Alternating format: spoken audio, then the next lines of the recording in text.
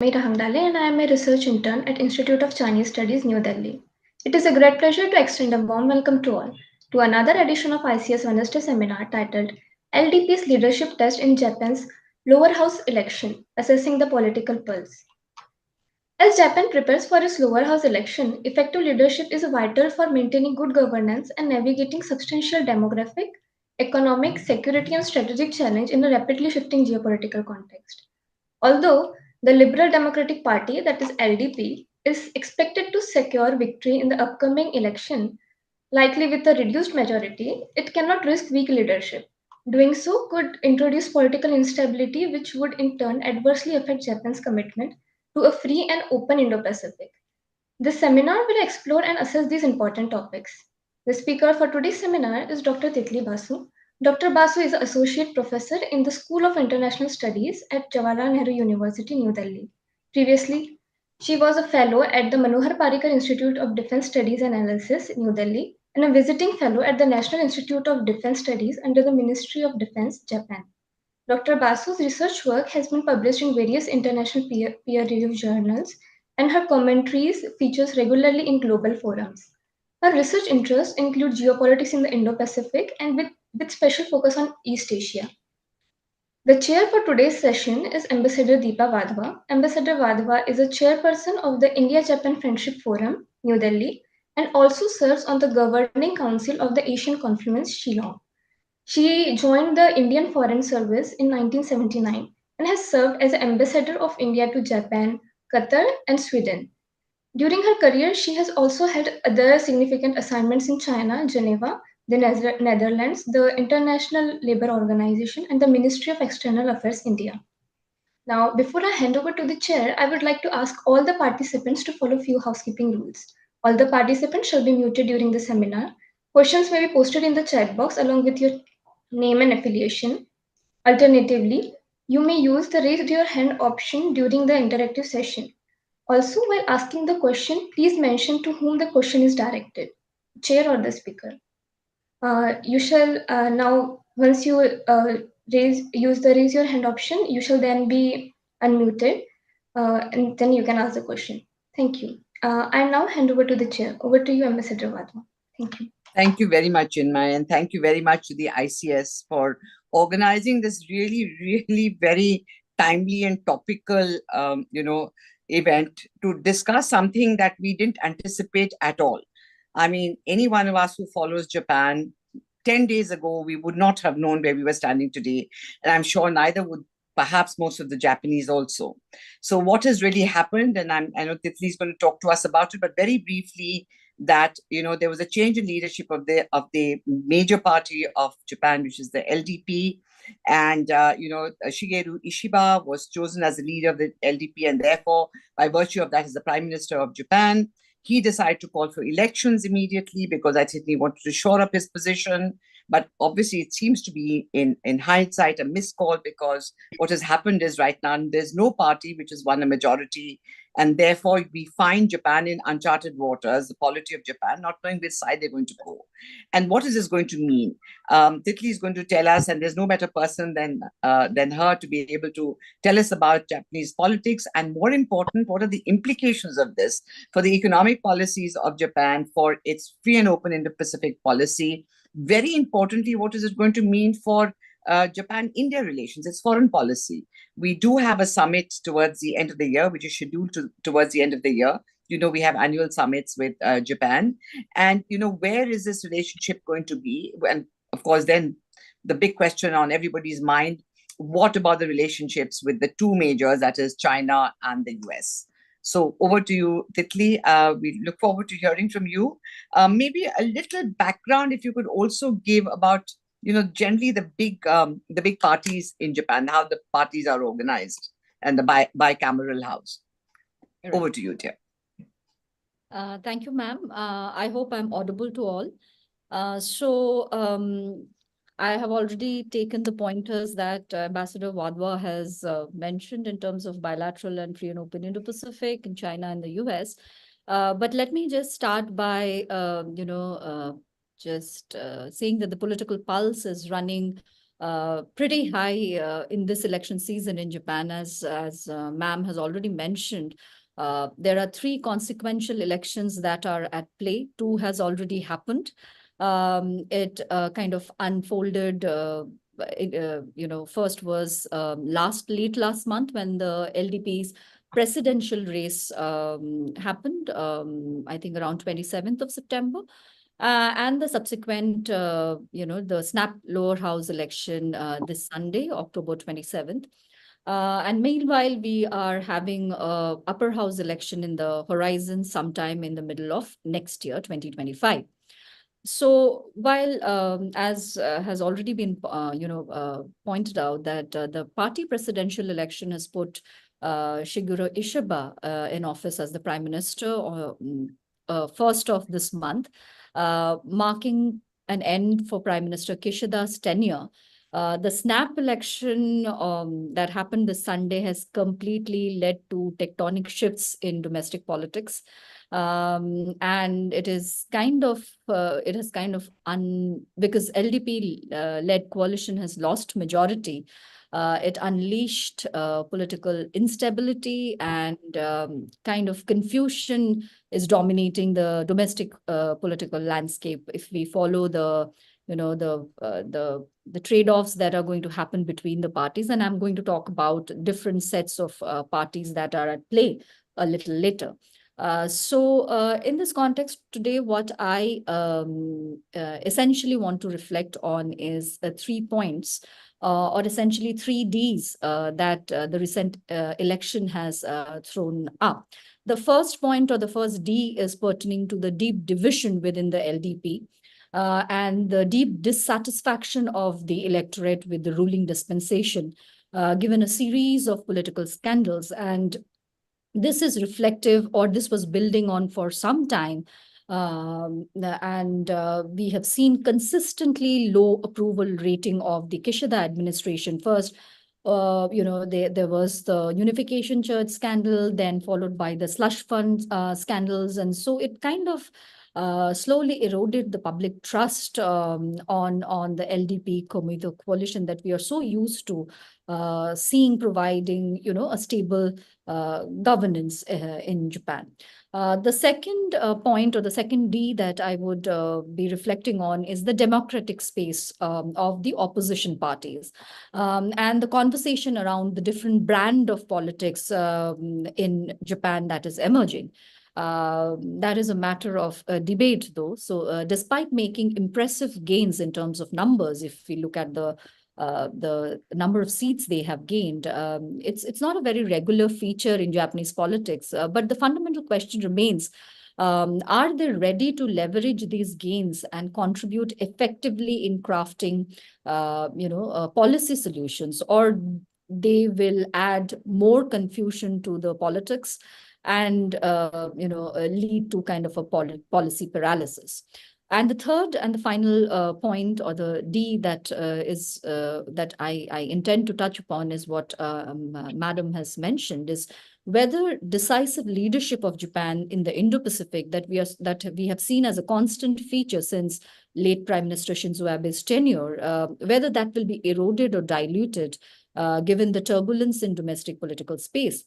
This is something that we, all the Indo-Pacific actors have a particular stake in. And we also know the US elections are unfolding, in a couple of days' time. So that will also be a very important variable shaping great power politics in this region. So amid the geopolitical and the geoeconomic churn in the Indo-Pacific, and especially navigating the complexity of, Sino-US-China strategic competition on the one hand, and the dynamics of US election on the others, my limited argument today is there is no space for mediocrity in leadership at this juncture, because there are colossal challenges at the strategic front, security front, foreign policy front, economic front. Japan is not in a very comfortable situation, or it cannot really afford leadership deficit at this stage.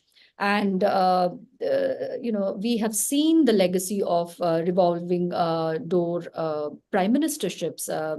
But that is no longer an option because it kind of adversely affects policy decisions and Japan's strategic outlook. But my fear is that it is more likely, it will be the case that LDP will, which has proven to be one of the most consequential political force in post-war Japan, is going to plunge into political instability. And there are severe jolts that it has suffered on Sunday elections. So essentially, it is rather simplistic for me to say that, any leader, whether Ishiba kind of crawls and survives, which is highly unlikely, or LDP gets a new leader, or there is new permutations at work, something like, statesmanship and political vision and boldness, innovative policy responses, is something that is urgently required to undo the political trust deficit that we are seeing among the electorate. And this is a very difficult job, it's easier said than done, because there is as I mentioned, there is an upper house election in the horizon. So they don't have the luxury of time, actually. Here again, I would, just flag this point for discussion, that even before the Sunday's election,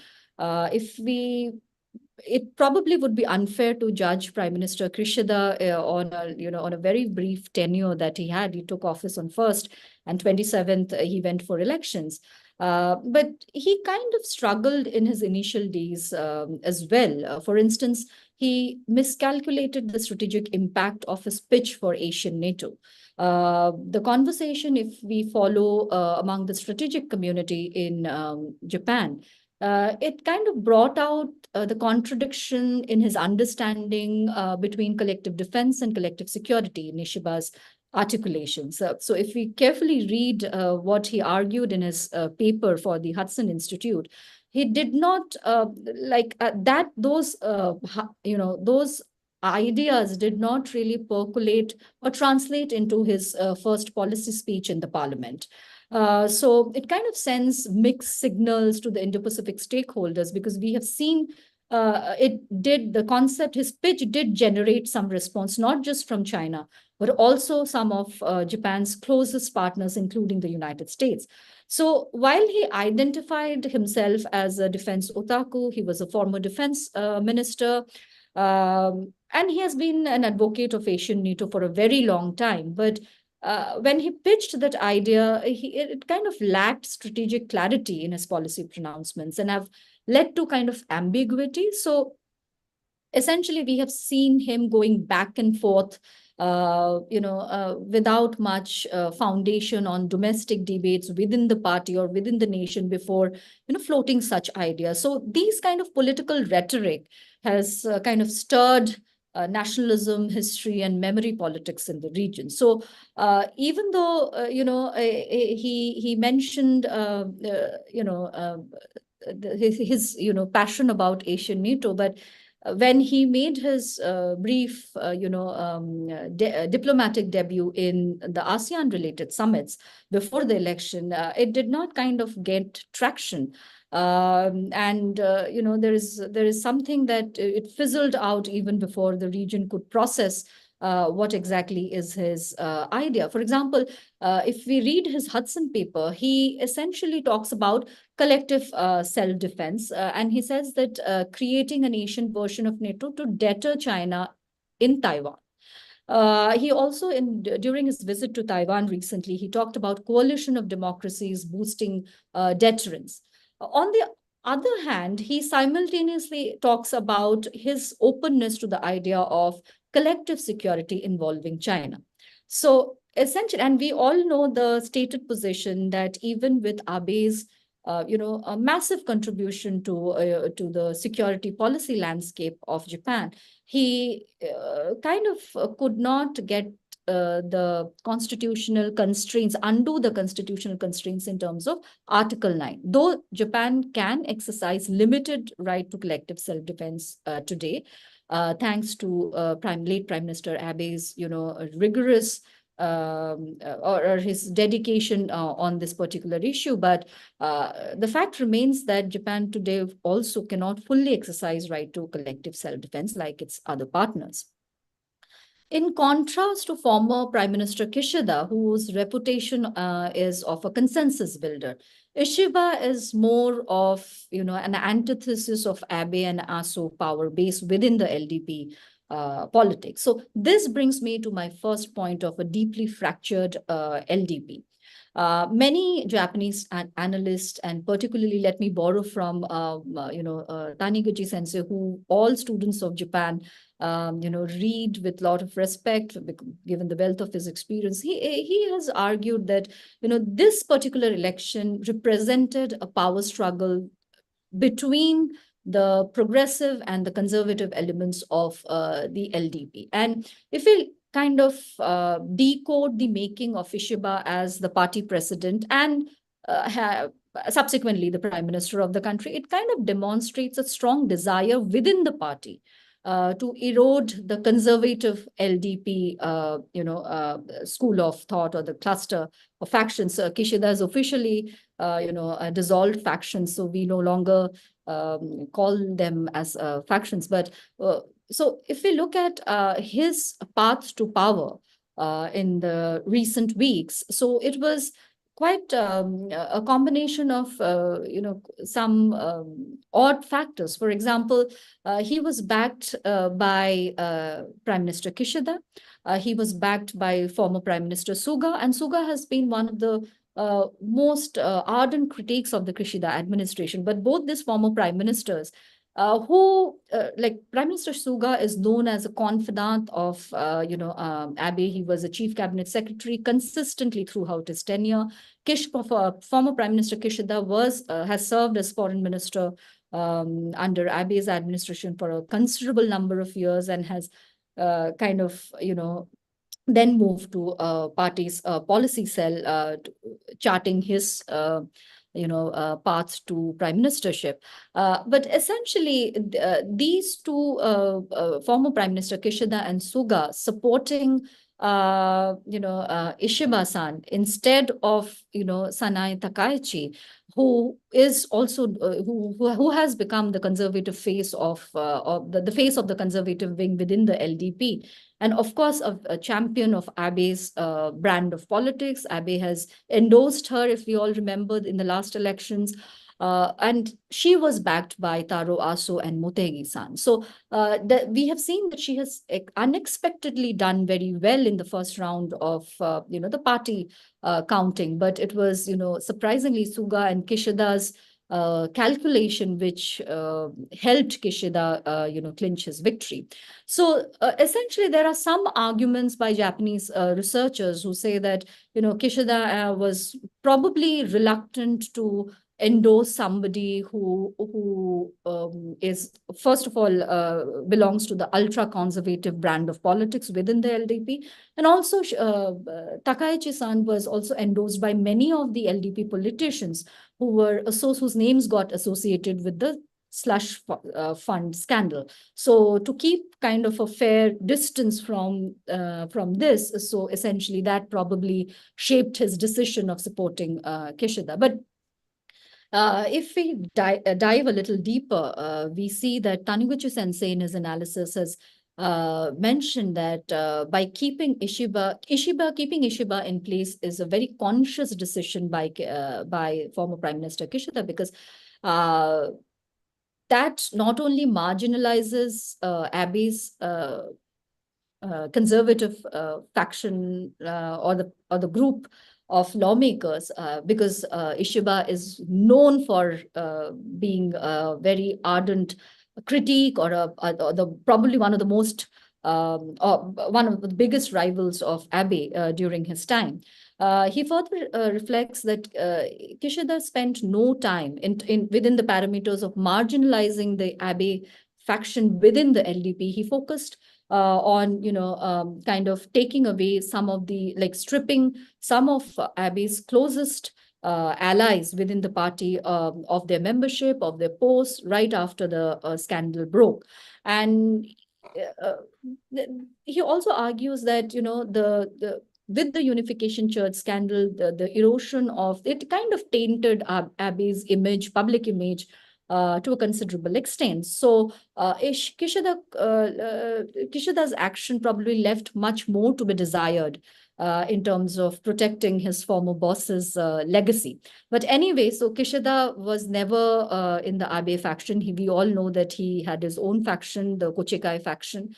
And there are even some speculations before the election, lower house election this Sunday, that all this, was to keep the doors open for a comeback of Kishida. So essentially, probably the next party president, one of the scenarios could be that never, the next party president could be Hayashi-san, who was a former foreign minister, close ally of Kishida. He was also in the same Kochikai faction. So if he can get Hayashi back in the leadership position, so probably that may keep the doors open for a later date for Kishida to come back. But whether that actually happens, or whether we have to kind of wait for it till the end of the month, or just try to read the trends in the coming months.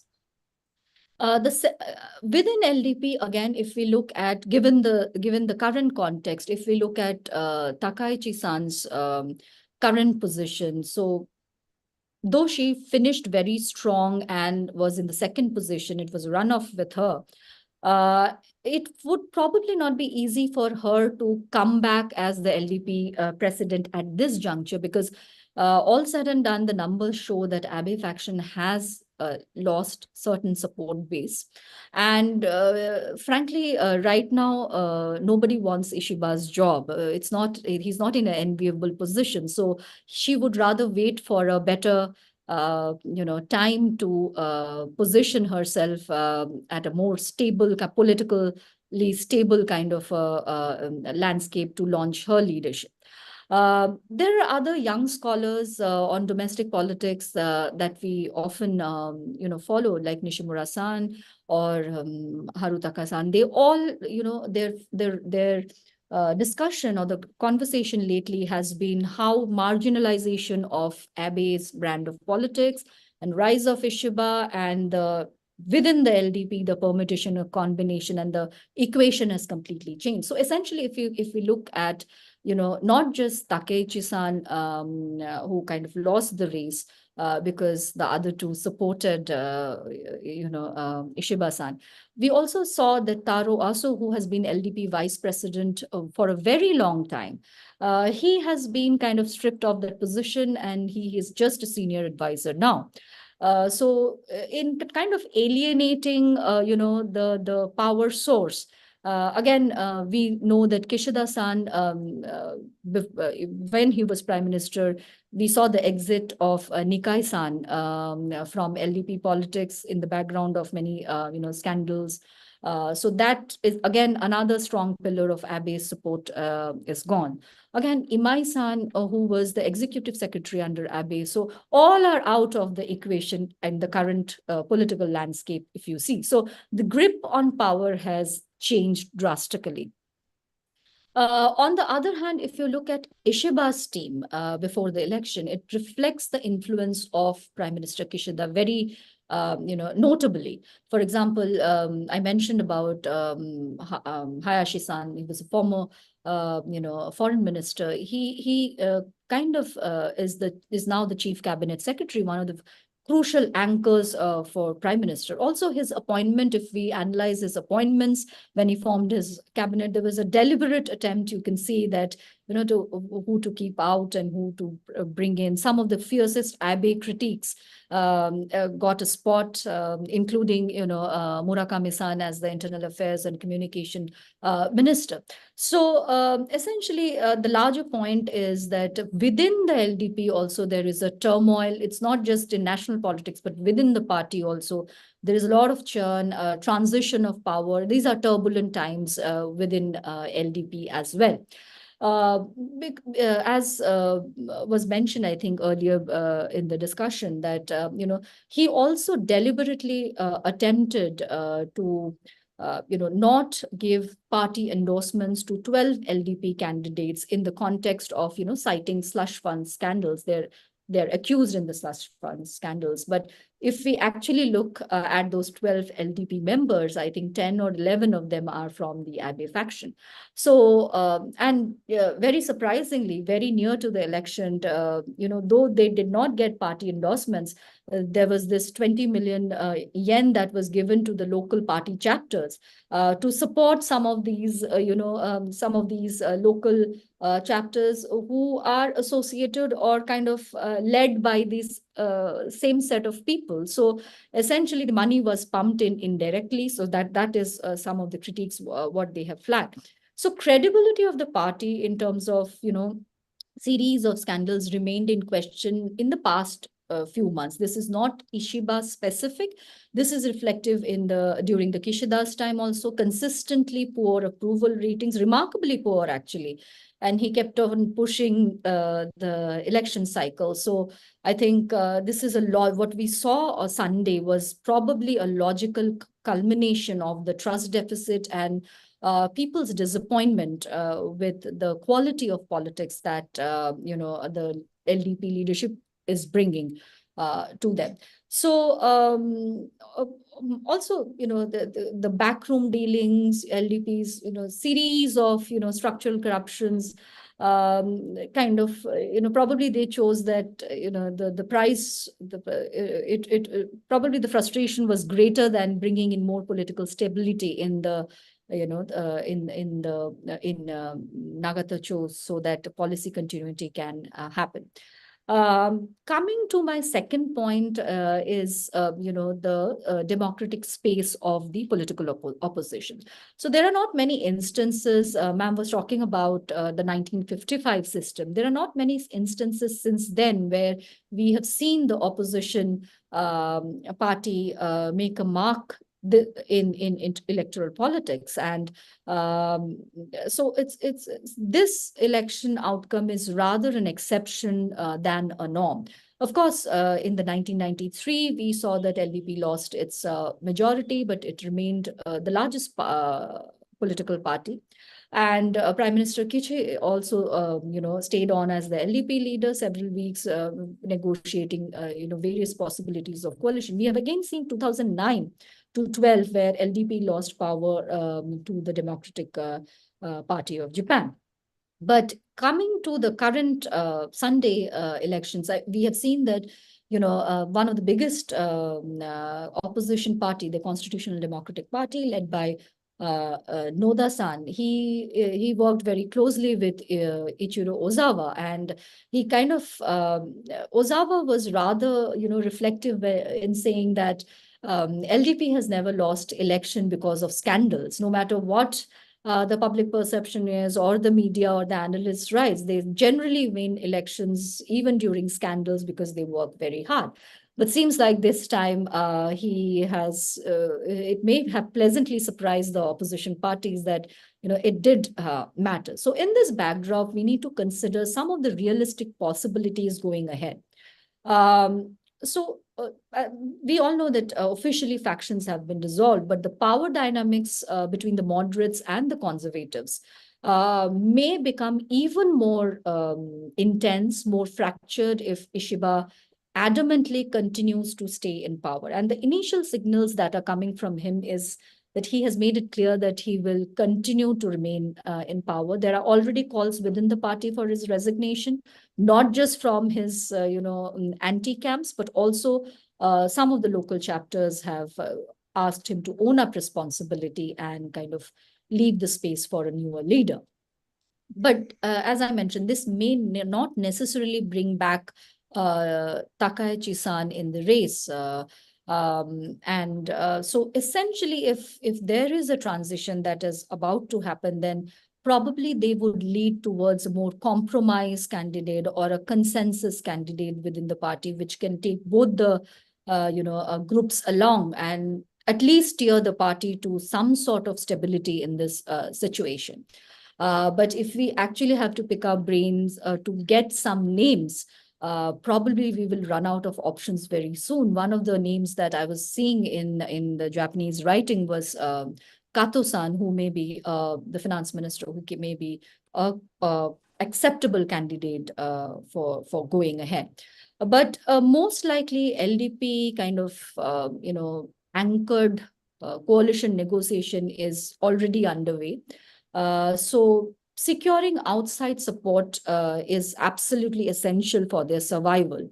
And in this case, if you look at the biggest opposition party, it's highly unlikely that they will get into any kind of compromise with the Constitutional Democratic Party.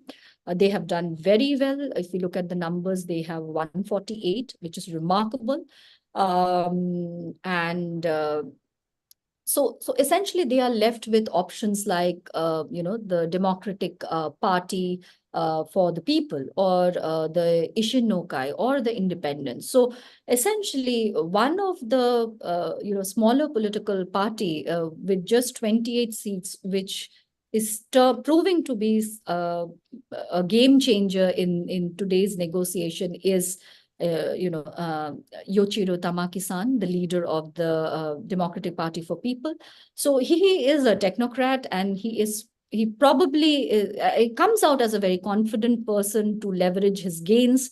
And he made it already very clear that he won't be joining any LDP or Constitutional Democratic Party conversation.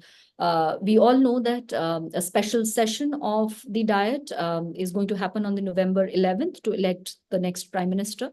So these are very fluid times, and politics is a game of power and possibility. So he kind of understands his value at this juncture, and he is playing hardball, negotiating from a position of strength. So even there are some, very extreme speculations that just to keep afloat, LDP may, I don't know how true it is or how realistic it is, LDP may offer him the position of Prime Minister, which actually, helps LDP to survive, and also kind of enables some of the LDP policymakers to sideline Ishiba-san. So as I mentioned, I don't know. These are very fluid times. How realistic it is, it's anybody's guess. So there is a desperate attempt by Ishiba-san to stay in office, but this will only constrain his power, his capabilities to set the policy agenda, both domestically and internationally. And he will be like, always,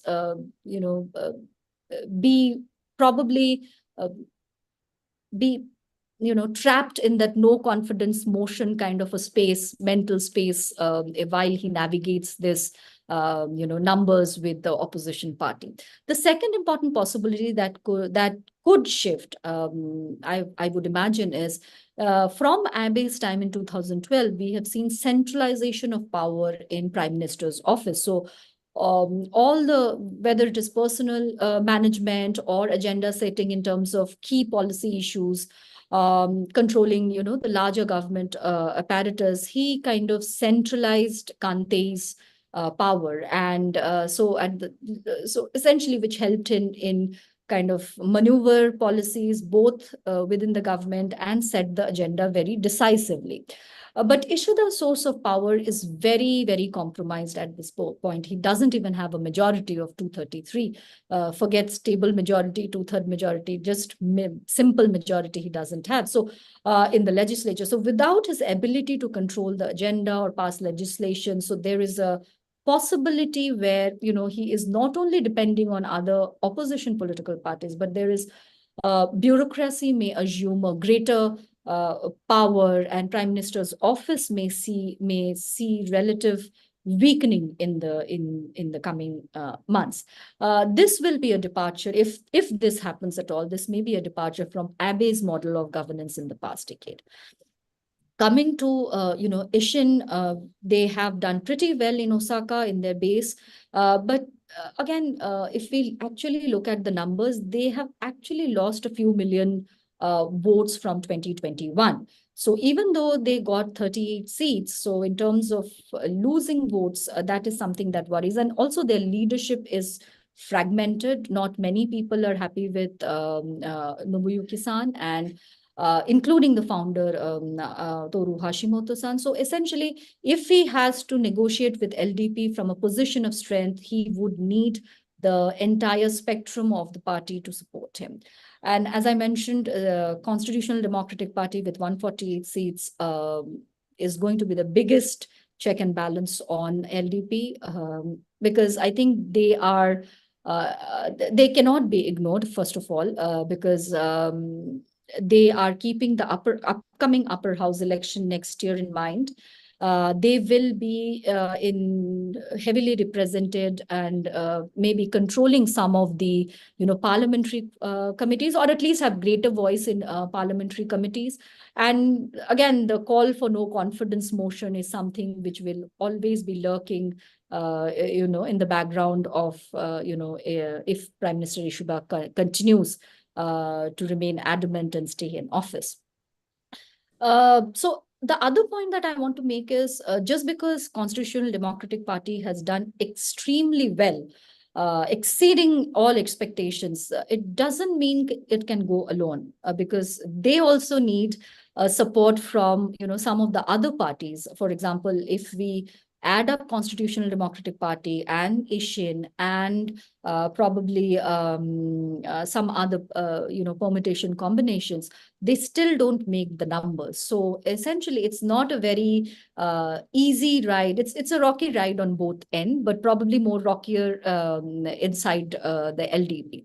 So the trends today, I would say, we are heading to see a minority government with some external support, either from Innovation Party or from Democratic Party for the People. But that would ensure, or maybe that would fail to guarantee stability. It will be vulnerable to not just intra LDP conflicts, but also balancing the interest and agenda with other opposition parties.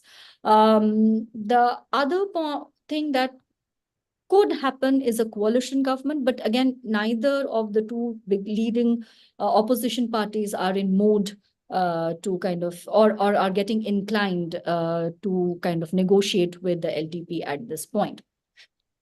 So essentially, if we look, as I mentioned, if we look at the rest of the opposition parties together, essentially the three, I'm not going to the Communist Party and other small parties, but it is not possible for them also to come and form a government. So essentially, it's kind of a very fractured political space that we are seeing. So they actually have around 30 days from the results, as stated by the Constitution, to figure out a configuration and form the new government. As my chairperson, Professor Acharya, was mentioning, there is a part 2 to this. So probably this could be a good pickup point for the next edition of the discussion. Coming briefly to my third point is the decisive leadership of Japan in the Indo-Pacific. I can only argue that the domestic turmoil that we are seeing today will take precedence in the coming weeks before we can get any clarity on the continuation of Tokyo's policy position on any front, whether it is the China policy or the Indo-Pacific or the shape of alliance coordination and integration. Of course, US treaty alliance will remain front and center in the short to medium term, but we are also bracing for a leadership, I'm not sure whether Trump presidency or Harris presidency, but Washington is also gearing up for its political action later, I mean, in another couple of days. So that will also weigh into how things happen in the Indo-Pacific. If we look at some of the leading sinologists, Japanese in Japan, for example, Shin Kawashima Sensei from Todai, or they have already anticipated departure from the influence of the Abe faction, or what was called the Seiwa Kai of led by Shinzo Abe, and that China policy. If rather we Ishiba, I mentioned before that it is unfair to kind of assess a prime minister for on only 27 days. But if we look at some of his positioning, his China policy probably is a continuation of the Kishida administration, because even in his first policy speech in the parliament, there are some spaces which actually reminds you of, of what we heard from Kishida for the last, couple of last 3 years. So we have heard phrases like in his first policy speech, mutually beneficial relationship based on common strategic interests, which was similar to Kishida's template. He has talked about simultaneously, he has talked about unilateral attempts to change the status quo by China, pursuing common interests. He has also talked about opening channels of communication at all levels with the Chinese. So it was rather extension of Kishida's China policy that we saw, but that is based only on one policy speech and just, very initial days of his administration. So essentially, China policy is going to be, a very important critical component of whoever the next leadership is. We all the other stakeholders of the Indo-Pacific is going to take cue. Coming to India, I think I can only hope that all this political chaos does not hijack our upcoming summit, because they may get too busy, surviving in their positions. So essentially, there is no reason for a drastic change in the India policy. But that will essentially be a subset of their larger Indo-Pacific strategy, because if we look at the US alliance network in the Indo-Pacific, Japan is just subscribing to the latest network of security architecture, and all these really strategic partnerships, +2 and 2+2, and also the trilaterals, the quadrilaterals that we are seeing. Japan kind of pursues that line. So I don't anticipate a drastic change in the India policy, but we may not see many, any dramatic probably announcements of movements until the time the domestic dust settles down.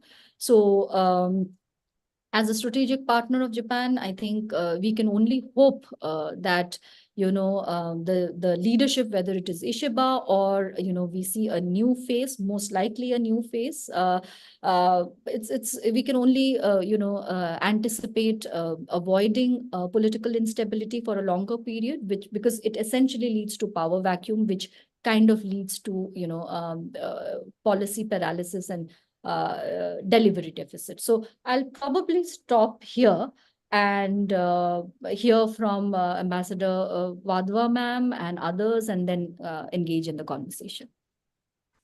Thank you very much, Titli. It's been very comprehensive, and you really covered almost, all aspects of the issue that is there at hand today. I think the most important thing that you say in terms of where is Japan going to turn, we really won't know till the dust settles. I think that is really important. And of the 3 Ds that you are mentioning, when you talk of the first D of the deep divisions within the LDP, my concern in this is, considering what has happened, and there's been a swing vote, it does seem, of the people who are, unaffiliated voters, as they say, which went against the LDP because of this scandal, the stigma of scandal. How will they come out of it is one of the concerns one has. Will they have to come out with a completely new leader? What about young Koizumi? Is he too young?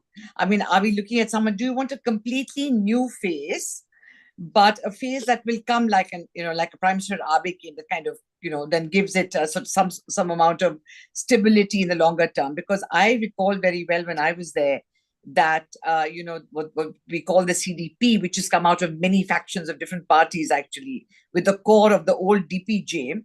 The DPJ wasn't part at that time, and Prime Minister Mr. Noda was Prime Minister. What we did find was what we call revolving door, leadership. Every year, the Prime Ministers changed, and there was that stability was lacking.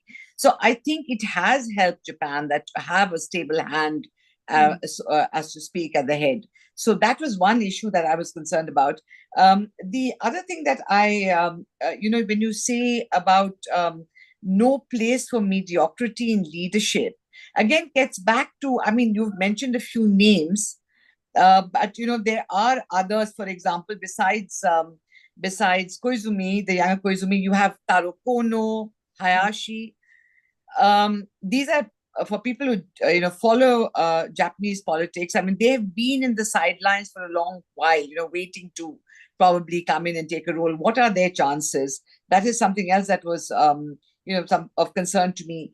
Then when you talk about this democratic space, I mean, what kind of coalitions can we expect, or what kind of government would emerge given the current position of parties?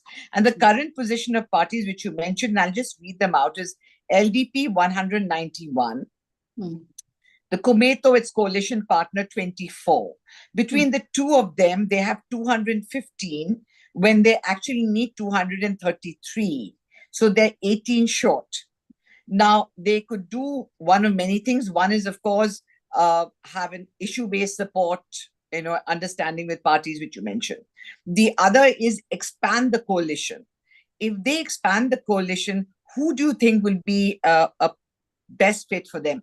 Because, when you mentioned DPP, I was listening to you, because I always thought maybe the Ishin would be the most, they're also right-wing, conservative. So would it be the Ishin, or rather would it be the DPP?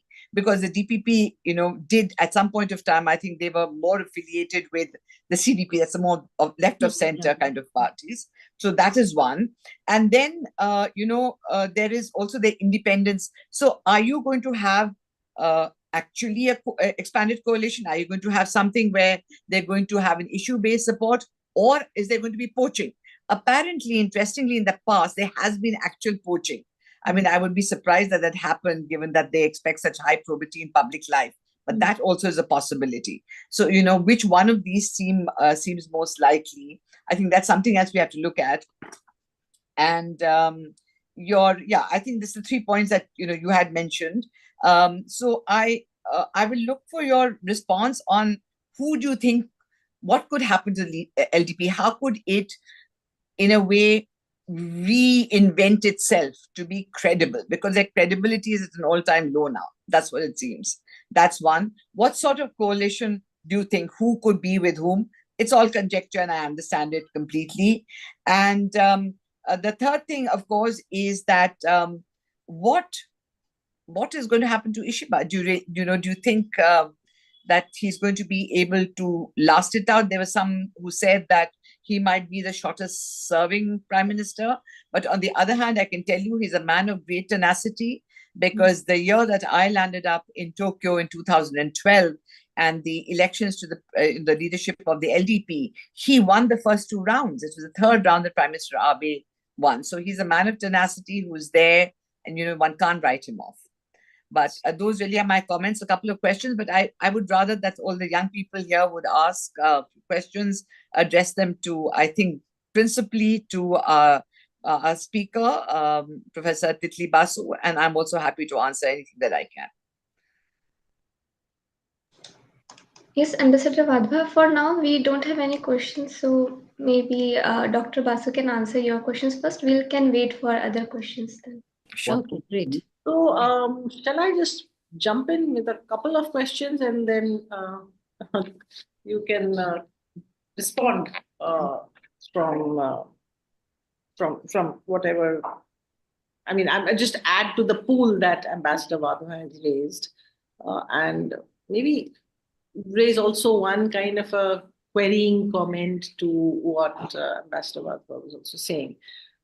So, see, there are 2 things that I gathered from what you were saying. One was that in between these two parties, you have the small group, which will go either this way or that way, we don't know. So that's the big question, that where will this group in between go? Because if they join one side, they get the majority. If they go to the other side, they become the majority. So in other words, this group becomes the critical issue.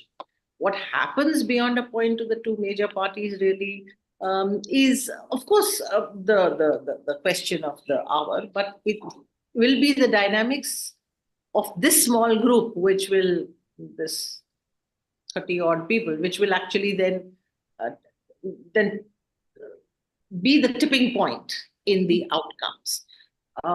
So what are the concerns of this group in between, in terms of how they take a stand about where they want to go? Are they more concerned about the domestic issues of or the positions of these parties, which will determine where they go? Or are they more concerned about the external orientation of these two parties, in terms of where they decide to go? So for me, the interesting thing is that how does this play out in terms of the the decisive group making its decision. So that's number one. Number two, again, coming out of what you said, was that it seems that obviously we all know that Japan has had a very long and a very volatile history of domestic politics. As you said, revolving door. Prime ministers were just going in, coming out, going in, coming out. Yet we don't see any major upheaval in Japan. If you have, say, this kind of instability or this kind of transitional nature in terms of the prime minister's tenure, but the system has endured. I mean, in a way, it is almost as if Japanese domestic politics is about this degree of its peculiar characteristics or its specific nature is this precisely this kind of volatility, because it doesn't seem to really either break up the system or distort the system. It seems to be very much a characteristic trait of Japanese democratic party politics. So how is this, because you said that this is going to be, in many ways you suggested make or break kind of a aspect to the current kind of thing. How is this different, in the sense that how does this particular moment in Japanese politics becomes different? How does it become different from a historical kind of a perspective in which instability or volatility is the norm rather than the exception? And finally, to Ambassador Wadhwa, I was sort of noticing the comments that you made. Seemed to me interesting was that clearly the parties here are answerable to the public in a very, very direct way, that it is the posture of the domestic public opinion and domestic constituencies that seem to also be determining the positions that these parties are taking on a range of issues. Ultimately, as we've seen with the Indian case, and I would like to get your sense that when you were there, and the time you were there, and you were looking, I'm actually looking at the time when the elections were taking place or the parties were jostling with each other. Is it essentially a domestic or a very, that in what I'm trying to say is that does the US really become a force in domestic politics in Japan, or is it very, very simply domestic issues? Which would you say are the more decisive set of factors in determining electoral outcomes? I'm sorry, I've just been very much in terms of an observer kind of questions. These are not very informed or very expert kind of driven aspects, but just some things which interest me as I look at Japanese politics. So yeah, that's it. I think, Alka, the first part of your question is much easier to answer. Is it domestic or external, or what's happening is going to come or not? Is what, China's muscularity and so on. I think it's domestic. Right now you have a situation where there was, they looked for some kind of inflation because it was a deflation for such a long period of time. You have now inflation at a stage that's not keeping up with salaries, so it's huge dissatisfaction. There was huge dissatisfaction with the way they handled COVID. So I think at the end of the day, it is like in most countries, it is immediate domestic, situations that matter. And I think that's going to certainly happen. And part of that is also this whole corruption thing, because they want their local guys to be, above board and, what they feel that their leaders should be. So I think it's basically the outcomes are driven by domestic politics. Our interest as people who are outside is how is this going to affect the relations with the US and therefore the Indo-Pacific, the Quad, us, Russia, Ukraine. I mean, all of that. And our curiosity is really as people with, on the periphery looking in and saying, what is really going to change? So that was one. And the other thing that I did want to say is, and I'm sure Titli can answer that better than me, how is this moment different? It's the moment is different is, when you do get the sense that everything is going along very smoothly and everything is fine, irrespective of revolving door and prime ministers come and prime ministers go. But, to be able to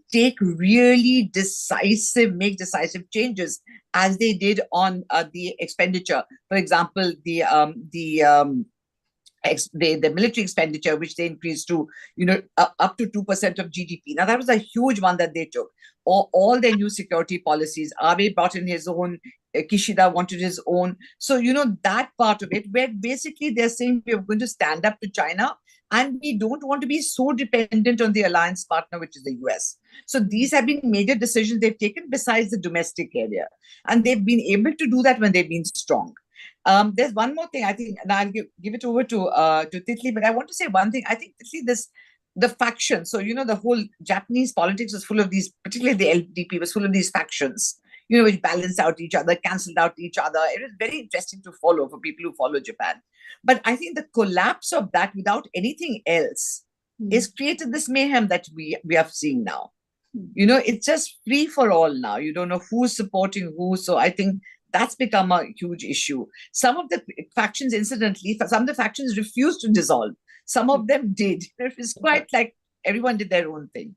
But over to you, Titli. Very interesting, please. Thank you, both of you. I'll just, I have quite a bouquet of questions. So essentially, I'll start from, the options that Ambassador Wadhwa was mentioning in terms of bringing in fresh faces, whether that will be more effective in terms of undoing the political trust that LDP is seeing an erosion of. And we all, in Western media, I think there are a few, favorite or the darlings of Western media. You mentioned about Koizumi Jr., Taro Kono. We are very, in fact, even as foreign observers, we are probably they gain more traction with us because they are very articulate, they are very Western educated, they're always plugged in US think tanks, they're writing. It's very easy to understand their position, and they are very modern day politicians, young faces, very bright faces. Digital Minister Taro Kono, even if you follow his social media, his optics are much different than conventional, LDP politician. Koizumi has his own, fan base in his own right and things like that. But in terms of substance, I would say Kono, of course, he was the defense minister, the foreign minister, and he has, you were talking about taking decisive decision. Obviously, ma'am, I completely agree with you. They had the 2/3 majority for a longest period of time under Abe.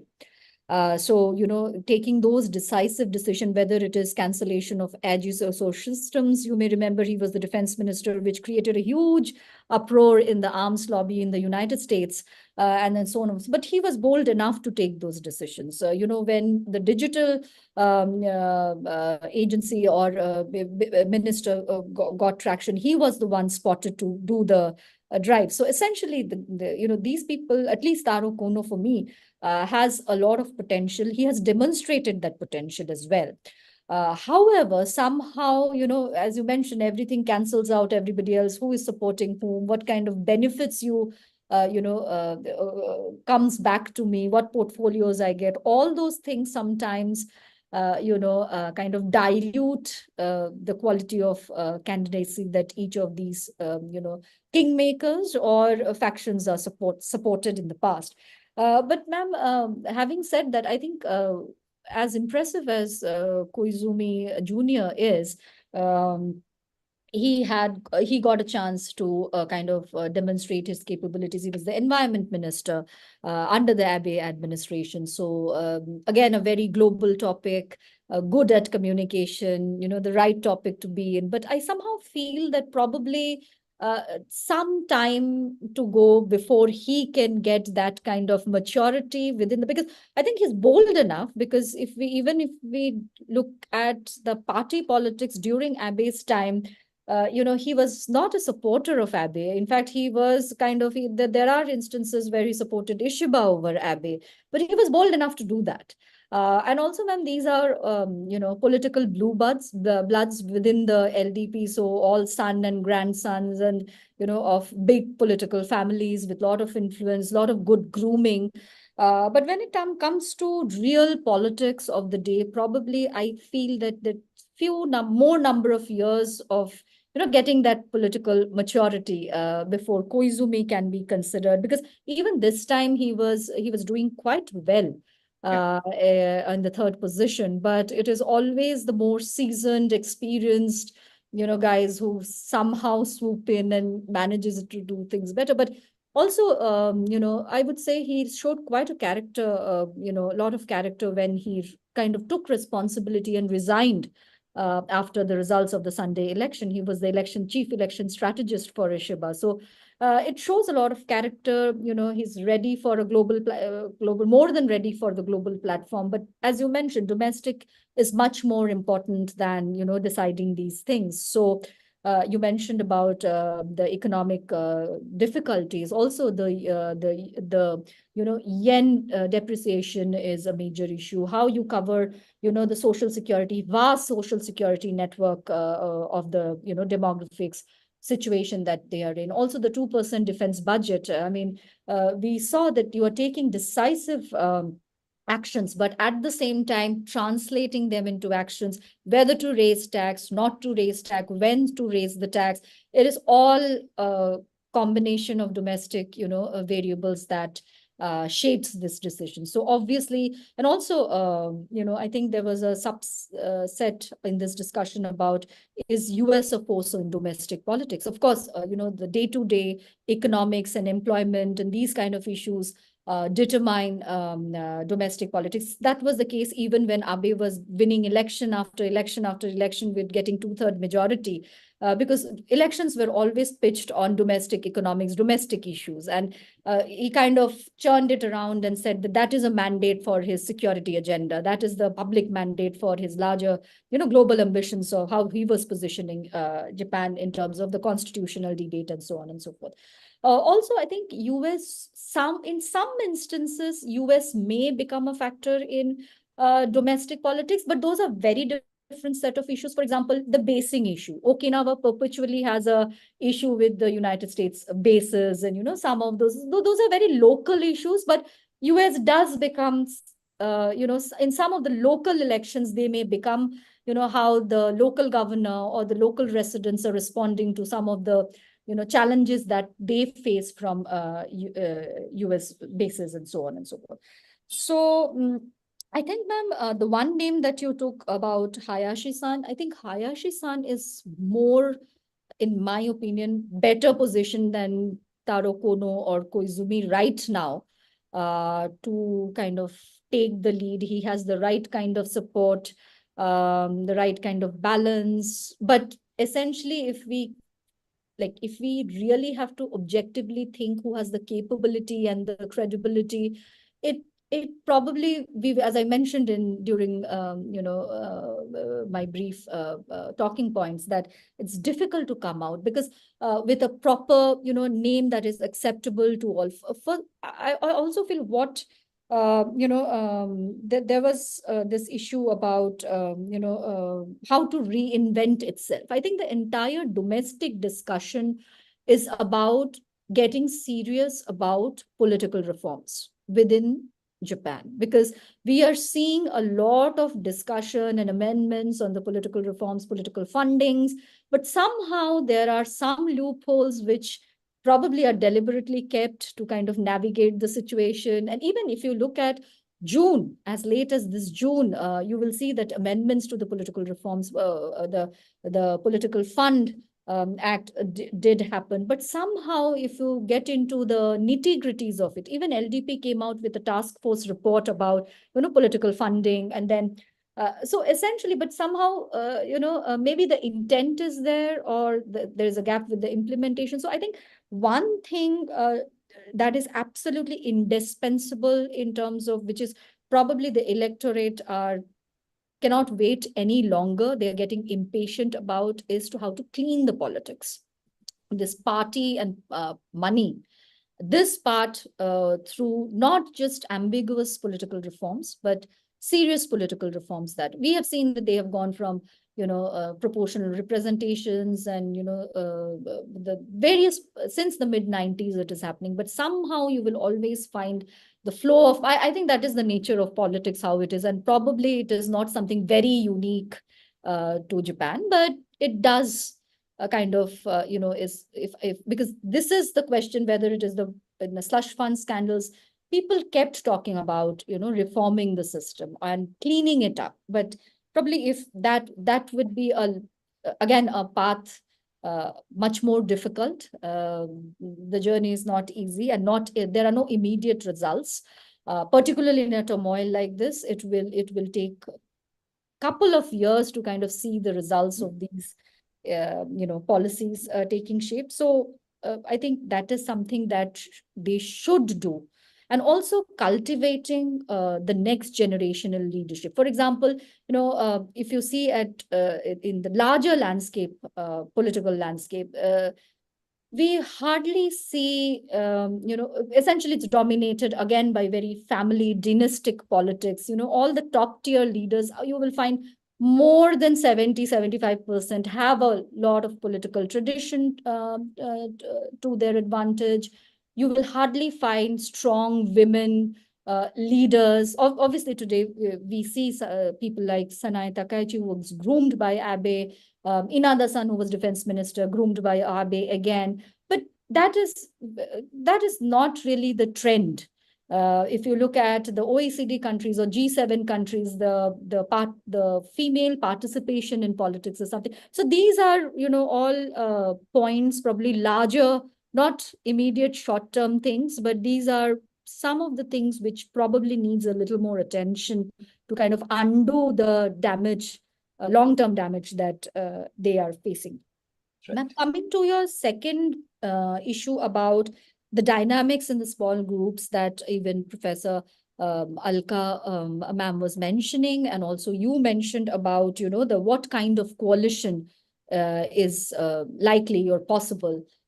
So it's $1 million question, ma'am. If I had the answer, I can make make a buck. But I think both Ishin, as you rightly mentioned, they actually have, you're right, they actually have more number of seats than the Democratic Party for the People.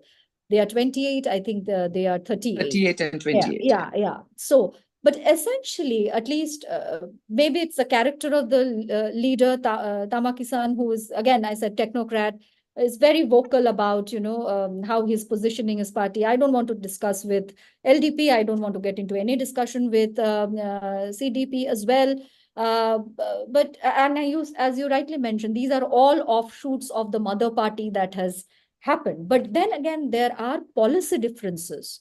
Where are you positioned on constitutional amendment? Where are you positioned on nuclear energy? So these are the issues that, some alignments need to policy, as you said, issue-based support.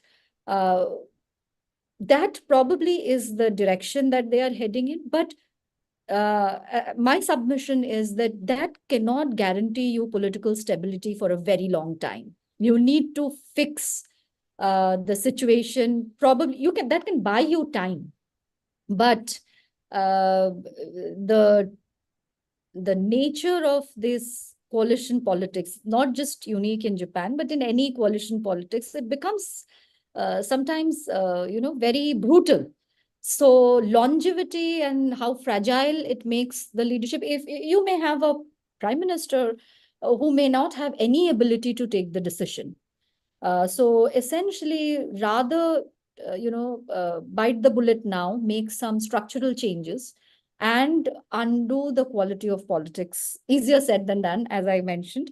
So essentially, ma'am, from the policy positioning, it looks like it may head to a minority government with some external support on the basis of issues, because everybody is keeping an eye to keep distance from LDP also, because there is a clear public mandate of not approving the LDP brand of politics. So even for these parties who have made gains, uh, the upper house election is right there, another couple of months. So you don't want to be too close and kind of dilute your position as well. So maybe they will be more shrewd to kind of negotiate from a position of strength.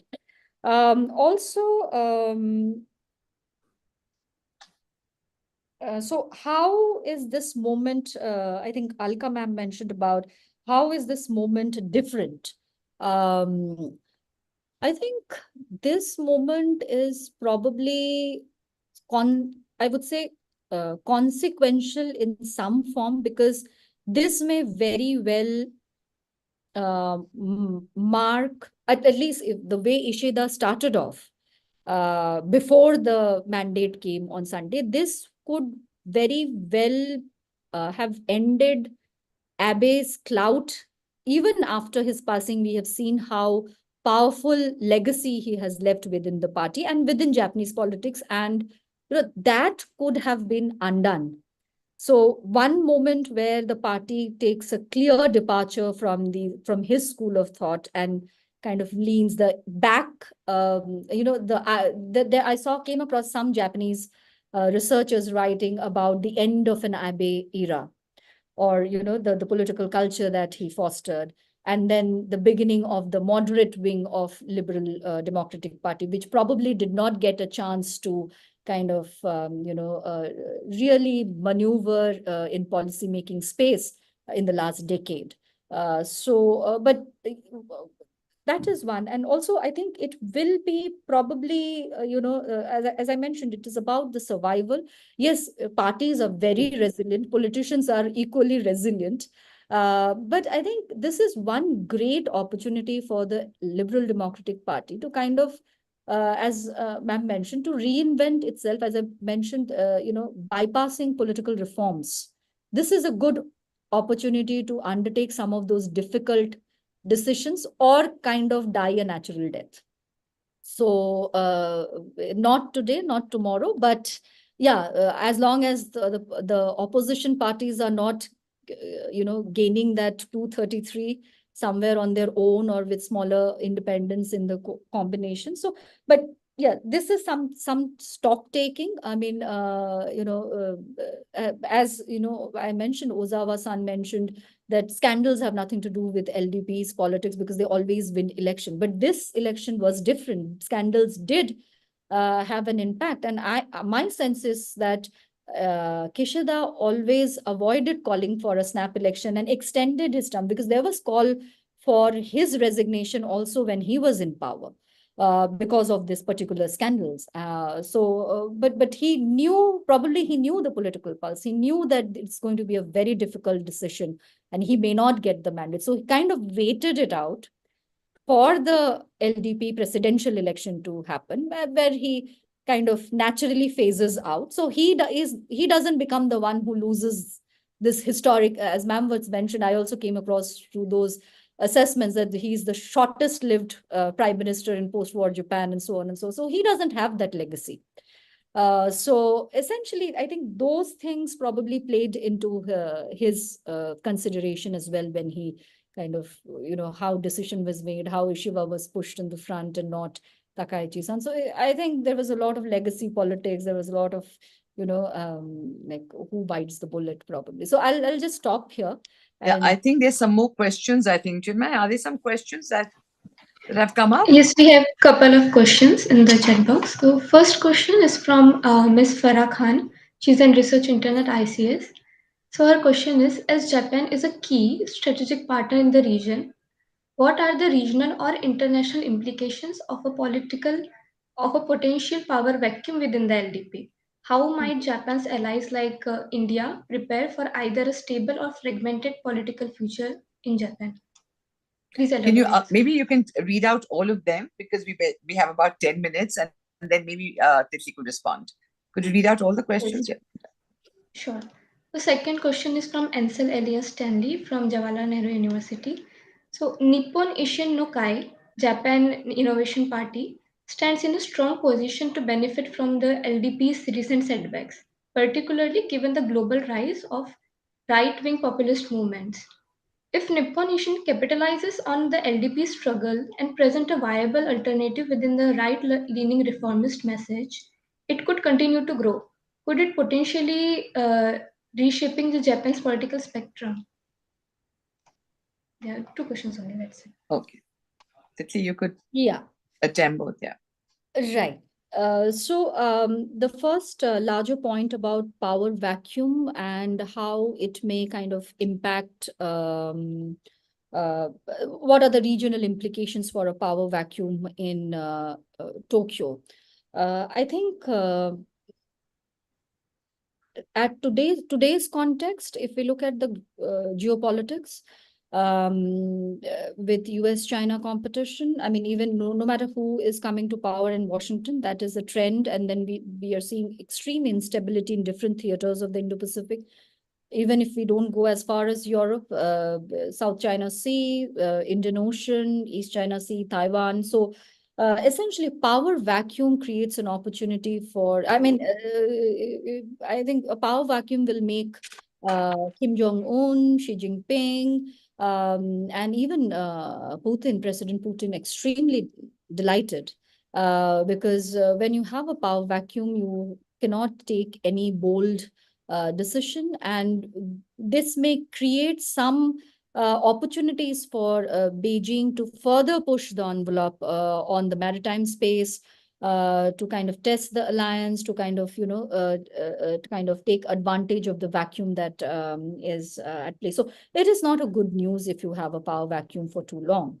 But having said that, we have seen the phase when Japan had revolving, like Koizumi gave a very stable government for a couple of years in the initial part of 2000s. Then the next set of stable government we saw was Abe's administration. So it only demonstrates to us that when you have that stability, you are in a position to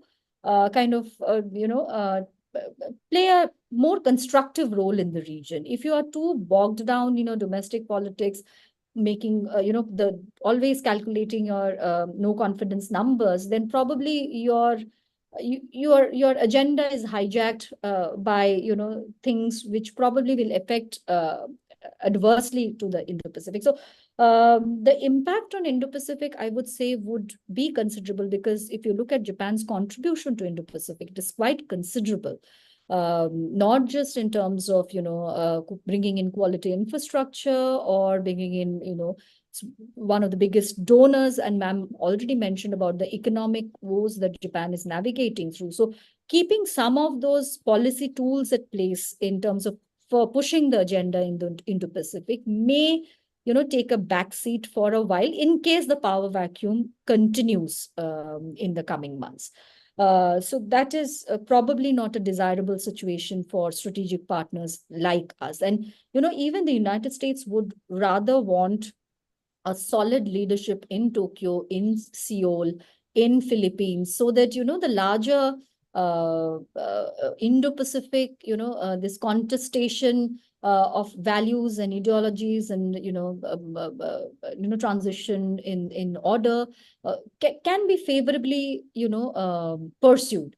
So it really doesn't help to have a power vacuum for a long time. And Ansel's question about the larger global trend of right-wing politics, that is a good observation. And Ishin's, and I think Ambassador Wadhwa also mentioned about possible alignments there. While that is, that makes more sense in theory, but I would still believe that with 38 and current number 38, you would still need, I think your point was about mentioning their potential to become an alternative in the coming years. Yes, for that matter, it does have the potential to kind of emerge as an alternative. But as I mentioned, if you look at the politics within Asian, again there are not everybody is happy with the leadership, so you cannot negotiate currently. I'm talking in the context of this immediate situation. You may not be able to negotiate from a position of strength if you already have divisions in the house. So LDP will be very good at leveraging your divisions. So essentially, even though they have the numbers, I don't see uh, them becoming. I think they will be equally important as DP, Democratic Party for People, and and Innovation Party equally, but on their own. Probably, if we look at a timeline of a next 10 years or the next decade, depending on how LDP, whether it succeeds in reinventing itself, that is something, that needs to be, because probably they are doing well in Osaka, if I'm not mistaken. But if you look, as I think they also, I have to go back and look at the numbers, but as far as I recall, they kind of, compared to their previous numbers, they did lose some young support, voter support. But this is a faint recollection that I'm having from the some of the election analysis that I read in Japanese media, but I can come back to you and on this. But so essentially, I believe that maybe in the medium to long term, yes, there is potential, but immediately what happens by November 11th, I feel that if you look at all the opposition parties on their own, they cannot do anything. Individually, they cannot do anything. Even if the three largest opposition parties come together, they are still not 223, to 233.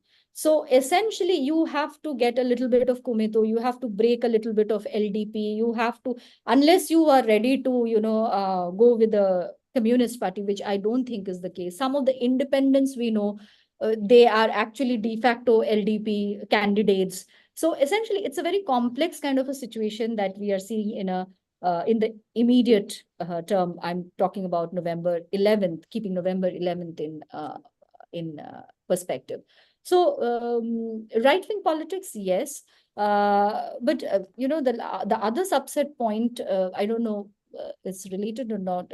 Abe was also considered as right-wing politics, and some of his agendas could have resonated. But essentially, even with two-third majority when Abe had, he did not have a free ride in terms of going, or the confidence to having two-third majority in both the houses of the parliament did not still give him the confidence to face a public referendum and get the Article 9 amended. So obviously he took a different route of reinterpreting the Article 9 through cabinet decisions, and he pursued his agenda. But essentially the modus operandi was a little bit different from conventional methods. So I'll just stop at that and maybe ask either of you or both of you to kind of weigh in. Or Thank you very much, Titli. I think you quite, answered the questions quite well, in the sense that really, a power vacuum. I mean, all sorts of things. One thing I think I was reading was that the Chinese will probably be emboldened. North Korea will be more emboldened. Will you be able to take big decisions on the the Indo-Pacific? The pace of relations, I think, even with us, will the pace be the same if you don't have somebody who really has a decisive majority and can take decisions?